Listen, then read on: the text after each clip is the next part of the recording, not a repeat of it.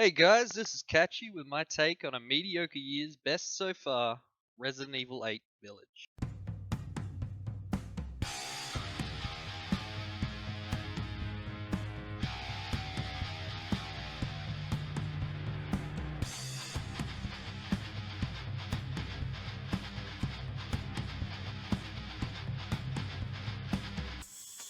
I'll start with the negatives. The first negative being that more horror elements need to be here. Yeah, there seems to be a theme of Resi returning to its horror roots successfully, like with 7, and then jacking up the action in the next as if lightning will strike twice and they'll have another Resi 4, which they didn't have here. More of what's in the second chapter of the game spread between the more action heavy periods would help a lot. I thought it was the best portion of the game, and all the tension and the best boss that technically isn't really a boss, it's just a minor portion of it, are there, and the game needed a bit more of it to truly get that Resi horror feel. They really looked back to Resi 4 for pacing and setting, but it didn't leave the same impact. And it wasn't as inspired and as, I guess, heavy hitting as Resi 4 was. It didn't hurt the game to look to 4 for inspiration, but I don't think rehashing past content in general is ever a good idea to kind of mishmash it in with someone else's original idea, which they did in a few different aspects here, and I don't do that. The boss battles were kind of a mixed bag, leaning toward bad. The first boss battle was a non-entity; it didn't happen. The second also didn't happen. The third was underwhelming. The fourth was absolute Hollywood and was among the best moments of the game, even though it wasn't really horror. It was great, and the fifth was okay. So that's kind of a mixed bag. If you care about bosses in Resi, then yeah, yeah, that's kind of there. The inclusion of a certain very action heavy sequence toward the end of the game wasn't well implemented. They're going from a relatively restricted ammunition pool and pool of weapons to like an army's arsenal. It's a bit jarring and it breaks the atmosphere and character of the game for an ultimately boring 15 minutes of gameplay that'd be summed up in a could be summed up in a cutscene or something that just Ethan sees and observes from afar. Just a personal opinion that, or a personal negative, that maybe Ethan's character would have been better served if he was a silent protagonist, kind of Gordon Freeman-ish kind of thing, and the world was changed and revamped to treat him as if he had no voice, he was silent, and you could kind of personify as him or identify as him a bit more. His constant like bewilderment, surprise, and confusion over everything happening around him begins to not make any sense, and it almost becomes funny with just how much shit he's gone through by the end of this game that he's still amazed and confused by what's happening at all.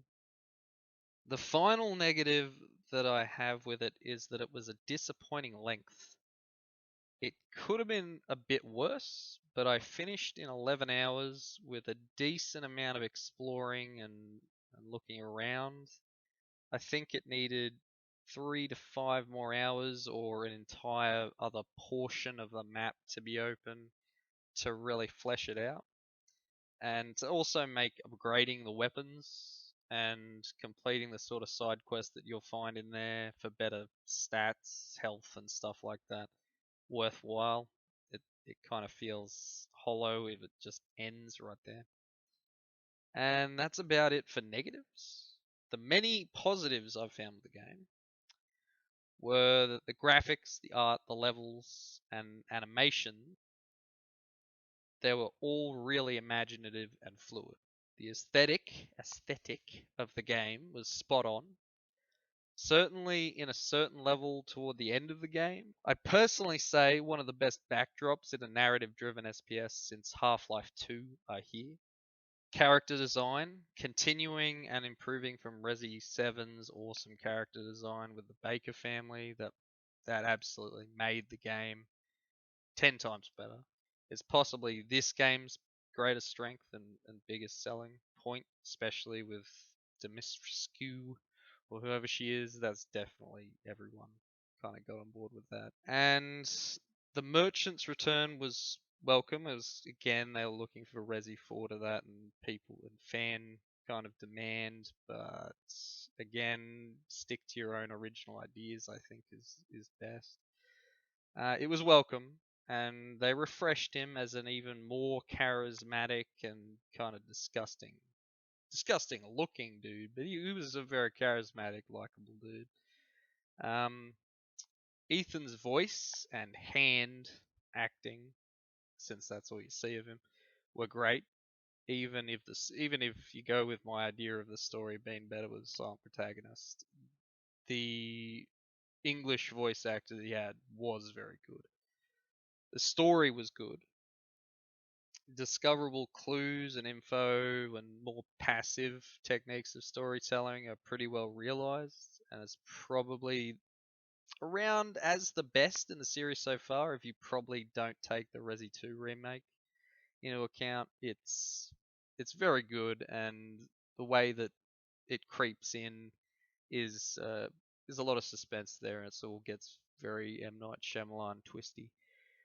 It's the first big budget game of the year, and it's a success, and I've made the best so far. So probably not by the end of it, but still. The semi-open world mechanics are great and encourage exploration and doubling back pretty well. It's a fully connected game world that's pretty well realized, and that sort of idea is really welcome. I find it really compelling. It's similar to Dark Souls and Bloodborne, a totally connected yet distinctly different portions of a game world or map. A sort of positive is that the first half of the game is much better than the last, I find, and you can jump right into what a lot of the promotional stuff was about, and it really compels you to want to sit through it and see the rest of the game. And all said, I'd give it an 8 out of 10. Thank you very much for listening all the way through. We'll be back soon with more reviews and podcast episodes with me and LT. Thanks, guys, and see ya.